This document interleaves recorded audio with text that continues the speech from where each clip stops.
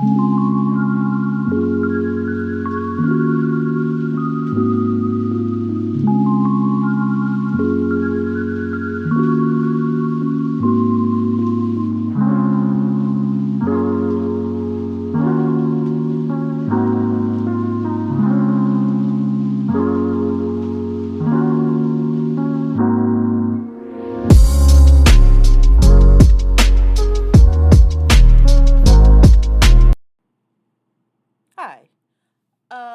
It's almost May. Let's talk about Black Panther. Uh, Housekeeping first. So, I have a bad habit of making lofty promises and not delivering on them. I take full responsibility for that. The only thing I have to say in relation to that is that mental health struggles are a beast, and with two podcasts, a blog, and a column, sometimes this gets a little lost in the shuffle. But I'm trying very, very hard to work on ways that that doesn't happen because I do love making video content. With that being said, like I said, it's almost May. Let's finally talk about Black Panther Wakanda Forever. Now, unfortunately, before I talk about Black Panther Wakanda Forever, we have to talk about everything that has gone on in the production time of that movie. We got to talk about Chadwick Boseman. Chadwick Boseman to me is the victim of everything that is wrong with modern internet media criticism. And I put myself in that category. I was one of the many, many critics who saw Chadwick Boseman at press junkets and during interviews and saw his performance as T'Challa as subdued and tired and almost like he didn't want to be there. And in hindsight, I hate that I ever had that opinion.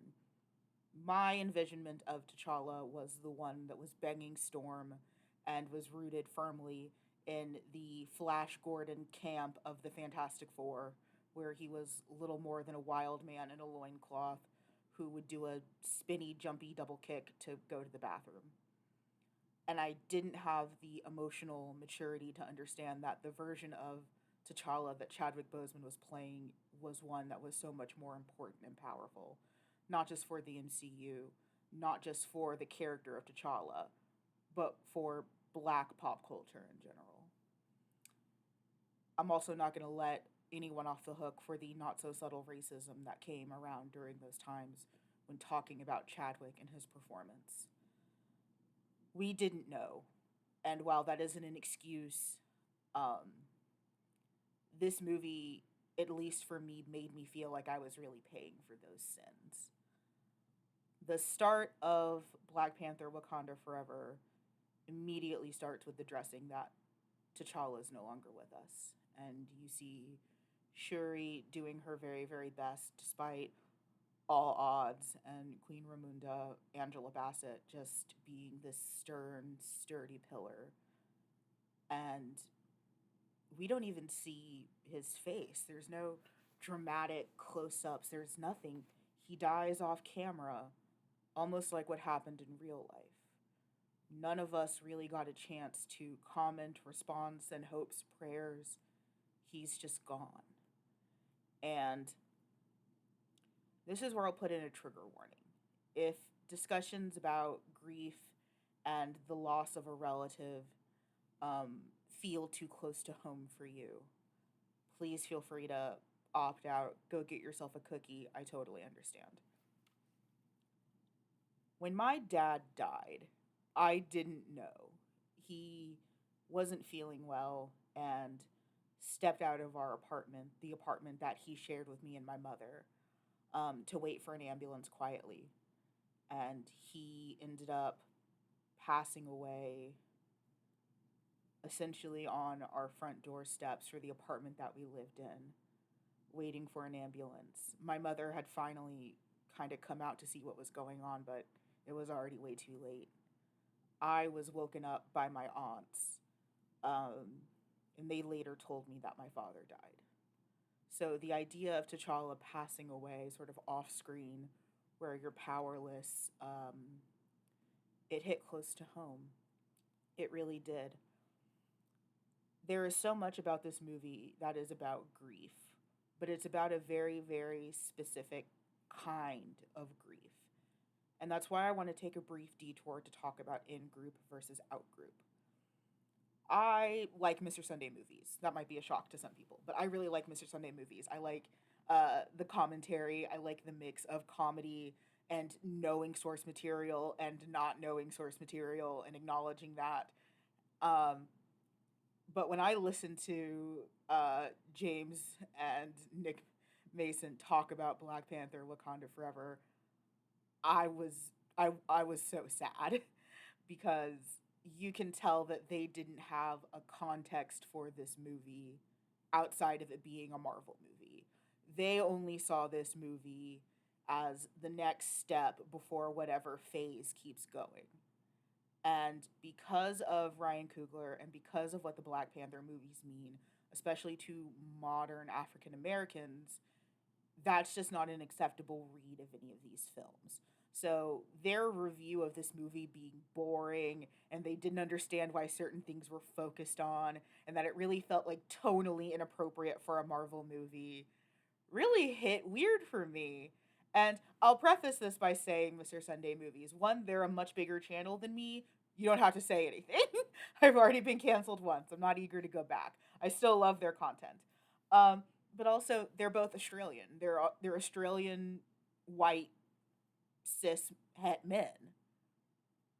Of course, that movie didn't make any sense to them outside of what it means to be a Marvel movie.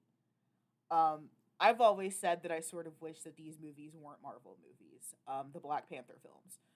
And I say that because of this desire for it to be in group rather than out group. And in group versus out group sounds really, really hypocritical when it comes to a media discussion space. And I get why. But the problem is that sometimes when media is designed to be FUBU, for us, by us, when you take it out of the context of the culture that it is made to represent, it gets a little lost in translation. TikTok finally discovered that I'm African American, so I've been getting a lot of content from The Boondocks, a show that I think is hilarious. And in the comments, I see a lot of people who love Uncle Ruckus, and they say that he's so funny and that they relate to him, and not too many, not an insignificant amount of these people are white. And if you don't know about the Boondocks, Uncle Ruckus is a racist black man. End of sentence. So when white people comment on Uncle Ruckus and say that they understand his racism, that's not a veiled anything. That's just racism. Uncle Ruckus to the African American community represents a very specific kind of African American who is so indoctrinated by, white hegemony and and racism created by white people that they have forgotten that they are also not wanted by white community. They are so willing to throw their African American brothers and sisters under the bus, but they are also not wanted. That is a person that most families, if they are black, have at least one cousin who's like that. So he's not there to represent white racism or to be a character surrogate for white racists to rationalize why they're racist against black people. It's sort of that Cartman effect in South Park. I haven't had to think about South Park in a really long time. Please bear with me.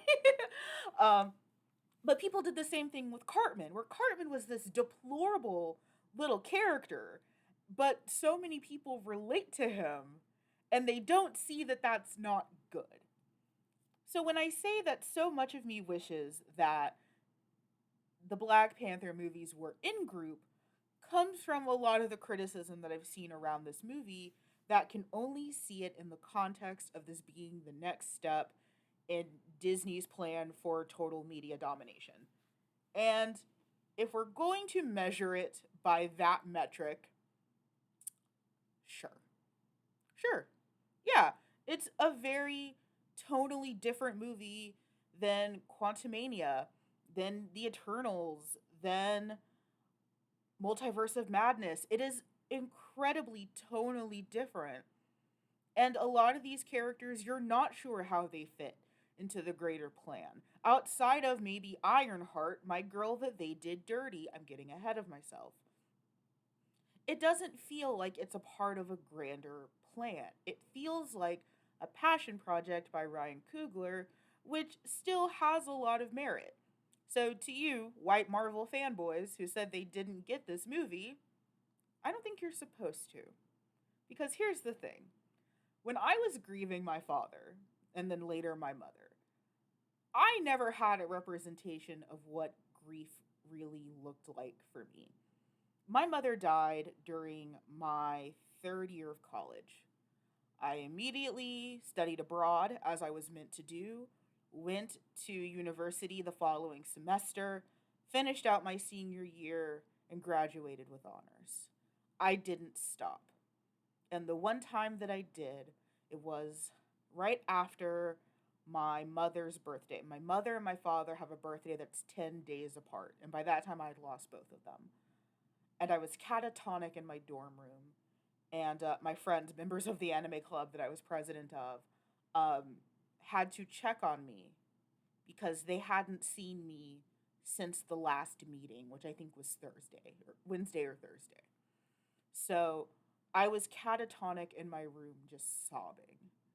And it took people dragging me out of bed to help me understand and process my grief.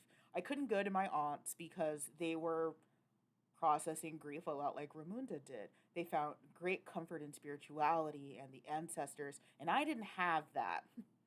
I was godless and in my 20s. I didn't have that desire to look to God or ritual. All I knew was that I was in my 20s and I missed my parents. So the only thing I knew how to do, especially back then, was work. And work did I. I studied so hard during study abroad that I made the dean's list.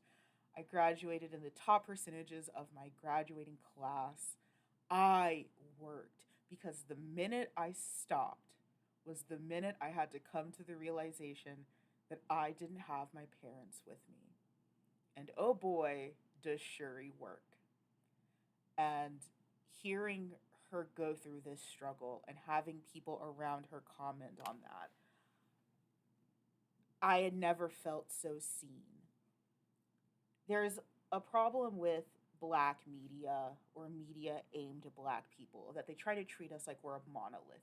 It's why Tyler Perry movies are so awful but also so good. Tyler Perry paints such a it's like such like a washed out, like wide swath that he's gonna hit on some things that are accurate, but he's also gonna be wrong a lot. So a lot of books and TV shows, how they depicted grief, especially black grief, just didn't apply to me. I didn't have the luxury of doing that. I couldn't take days, weeks, months off of work. I had a degree to finish. I had student loans that needed to be paid off. I mean, I'm never going to pay them off, but you know what I mean. I had things to do. I couldn't stop. I didn't have the luxury, be it financially, emotionally, anything, to stop. And I spent all of that time being told how brave I was and how strong I was, when the entire time I felt so small. I felt like a coward, like an imposter. And you see that in Shuri. You see someone who is clearly overcompensating and trying so hard to keep going when things get rough. There's a scene towards the end when M'Baku, a character that I've done a complete face turn on, I now think he's great, says to her, because it's a callback to an earlier scene where they're talking about tradition, and Shuri brings up the line from the first movie that, I thought I was just a child to you. And M'Baku says something to the effect of, grief has made you no longer just a child. And that's when the unfettered weeping started. I was 11 when I lost my father. Grief made me no longer just a child. I was 20 when I lost my mother. And by then, I had already long since passed what anyone could have considered to be just a young lady. And I had never felt more seen in a movie than through Ryan Coogler's ability to make grief out to be this long journey that sometimes feels incredibly unsatisfying, that there's different paths that you can go, that sometimes you have these little moments where you rise up and you feel like you're going to be okay, only to be violently knocked back down again. I remember watching that movie with Amber, and you get to a part. I don't think I put up a spoiler warning. Spoiler for a movie that's X whatever months old now.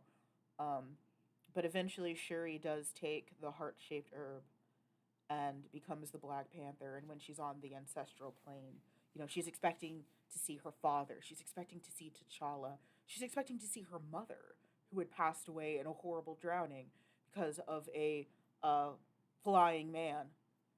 We're going to talk about Namor, don't worry. But she sees Killmonger. He's back. And she taps into all of her anger. And it's so righteous. And it feels so right. And she's distraught. But you see her take that into her battle with Namor. And as you're watching that battle, where Shuri is the Black Panther, and she is uncharacteristically strong and vicious and brutal towards Namor, who, mind you, at this point deserves it for killing countless Wakandans and her mother. You can't fault her if she took his head off. And it felt right. And she had to be reminded that that's not who she is. Just like I had to be reminded over and over again that the person who laid in bed for days and didn't shower, was short tempered with my friends, and drank excessively wasn't me. I needed people who loved and cared about me to show me who I was. We're going to talk about the movie as a movie now, and not just as a moderately priced therapy session for sad African Americans. So I went back and rewatched that movie, and I'll fully admit, you know what? Taking it out of the context of a Ryan Coogler therapy session for African Americans, sure, I can see a lot of the points that are made about it. Yeah, the tone stuff is weird. The movie is way too long. I didn't expect it to be 3 hours long because when you're in the theater, it just kind of washes over you. When I saw that little display on Disney Plus, I was like, this movie is not almost 3 hours long. And you feel like they're cramming a lot of movie into movie. You get the introduction of Ironheart, who oh boy, are they afraid of making Riri unlikable because she is nothing like she is in the comics. Which is why everyone loves her. Everyone loved this version of Ironheart because she's not Riri. Riri, when she was introduced into the comics, um, basically reverse engineered an Iron Man suit, and Tony Stark's AI is inside of it. And she just kicks down a door, says, "I'm Iron Man, bitch." And everyone hated her because of racism. She was another Bendis creation, much like Miles Morales, who at the time, because they didn't do like, why didn't they have a training arc? Why wasn't there a passing of the gauntlet? Because you wouldn't need that for a white character. So Riri was despised for being a strong black woman. I will not be taking further questions on that statement. So what did they do in the movie? Nothing to do with Iron Man at all. She makes a fun suit that happens to kind of look like the thing. She's immediately known as Ironheart rather than the original run, which she just says, "I am Iron Man" for a while. And they really hone it in that it's about her relationship with her dad and fixing cars, which aren't not parts of Riri's character, but they sure do tone her down. And as an OG Riri stan, I was disappointed. Now, I'm sure you're expecting me to say I loved Namor, and you would be half correct. So, Ryan Coogler, um, he kind of reminds me of Ryan Johnson in this way, where you can see he's almost like very disinterested in actual comic book lore, which is why he writes so many of these characters so radically different than their on page representations. Because that sure ain't comic Namor. And I don't think that in and of itself that that's bad. I will say it was very distracting. Um, I said this with Killmonger as well. I almost wish they would just make them a different character. Just say he's something else. Because what Namor represents and what Namor does and what Namor is narratively is so much bigger than the Namor in the old comic book world that he really does deserve his own thing than trying to shoehorn him being Namor, but it's actually Namor because when he rose out of the sea, uh, the Spanish called him a child without love. Sure. I mean, I'm here for, Mayan Aztec influenced anti colonialism. Let's fight against the powers of colonial authority. I almost just wish he wasn't Namor. He can be literally anyone else. This is your time, Marvel, to make weird and fantastic movie only characters that you can retcon into the comics. You didn't have to have him be Namor. I felt the same way about Killmonger, but I feel even stronger about Namor. I don't dislike him as a character. I dislike him as Namor. I think he's a great character in isolation. But as Namor the Submariner, I fully admit that's just me being old. I don't think I'm right. I don't think that I have any moral high ground on this. That's just me being old. Oh boy, does Angela Bassett deserve every award, and I am so sad she didn't get it. Her as Queen Ramunda, oof, just in the first movie, she was powerful. I mentioned a Tyler Perry movie, and she reminds me of those characters in the Tyler Perry movies, that one matriarch who's been through everything and doesn't need to say a word, but when she does, everyone shuts the hell up. Angela Bassett is so powerful and so beautiful and so regal. It's just, we don't deserve her. And as the queen, after losing her son, chef's kiss. Perfect. Perfect, perfect, perfect. No notes. That scene where she is being interrogated by world powers because some, French soldiers went missing. And that score kicks in. It's breathtaking. It's amazing. It's perfect. It's Black Rage done right, where it isn't loud, but it is intimidating and it is scary and it is righteous. Because again, in that moment, you cannot say she's wrong. There's a way to portray an angry black woman, and that's how you do it. It was literally goosebumps. It was fantastic. I almost wish they just gave the movie to her. Cut down easily an hour, make the first 45 about Ramunda and that. And you can still loophorn in Ironheart somehow by saying, oh, she's not appreciated in America. She should come to Wakanda where she has resources and stuff like that. You can still do that. Um, but I didn't need the Little Mermaid. We have to go understand the people of Namor's underwater city. Um, because I didn't feel like we needed that much effort to sympathize with them. Because, and this might just be, I hate framing it this way, but bear with me. As someone looking at those characters, regardless of whether they're fishmen or fishwomen, I didn't need scenes with them to feel some kind of way when they died. I didn't need to see them so greatly humanized. Um, which I understand why Ryan Coogler did, because I'm pretty sure a good swath of the audience did, but I didn't need that much effort to see them as, oh, look, they're just like us. To when something happens to them, you feel bad.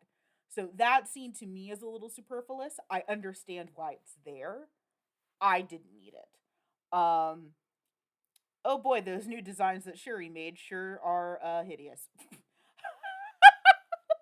I just they look so gummy to me.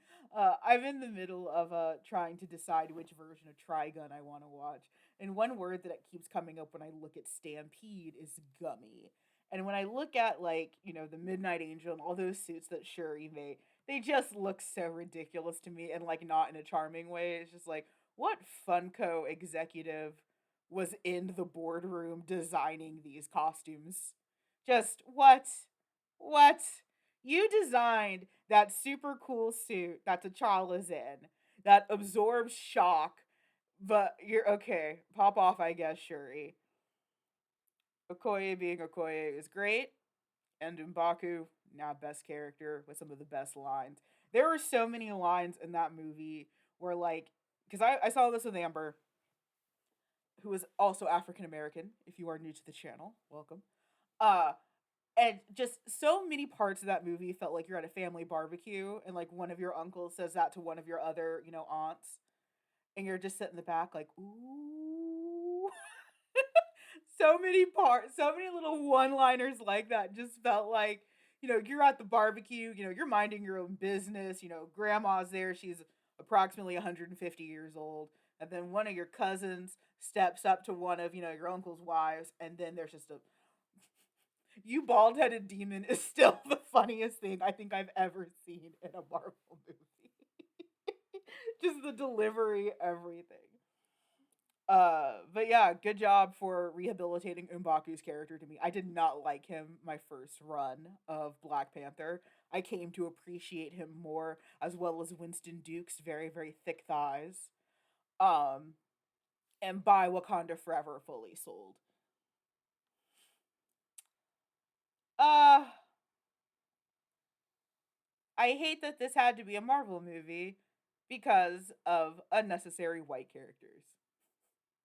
A little piece of me died every time we had to cut away to a very, very special CIA agent who really didn't belong in this movie and really shouldn't have been here, and his ex girlfriend troubles. I know they're trying to set up a thing. I know they are. I know they're trying to do a Thunderbolts thing. I understand. I'm not dumb. But oh boy, do I wish that they were not part of this movie. In the same way that I wish he wasn't a part of the first movie. But it was just so tacked on and unnecessary in this one that it just, again, you gotta look at that almost 3 hour runtime and be like, who is this for? I mean, I know who it's for. It's for white audiences who still struggle with basic empathy when looking at characters that don't look like them. I know who it's for. And to help, Kevin Feige be a cog in the machine towards Disney's dominance of all basically mass media and pop culture. I know why those characters are there. I wish they weren't. I wish they weren't. I wish they weren't. I don't have anything else to say about it. I wish they weren't. The ending is satisfying for someone, I'm sure. And this is a joke that Amber and I made multiple times while watching this. I really wish that this could have just been full anti colonialism and Namor and Shuri rise up to a more aggressive, sort of partnership against these colonizing forces. Because the whole point is that everyone wants vibranium. T'Challa's dead, everyone wants some vibranium.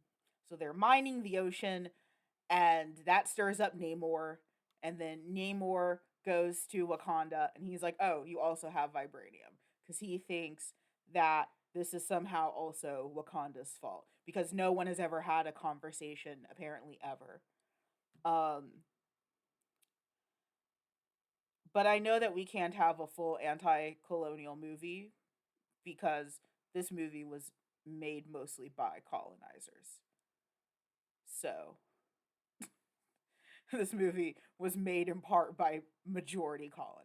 So we're never going to have a full anti-colonialist movie. That's a pipe dream that I will have to continue to stomach. Overall, is it this movie masterpiece? Is it the same way that I feel about The Winter Soldier, the same way I feel about the first Avengers movie, the same way that I feel about the last hour of Endgame? No. No. No.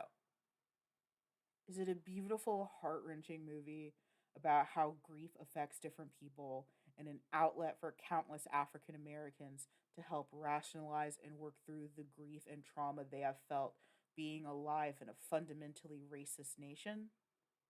Yes. And because of that, I am happy to say Wakanda Forever.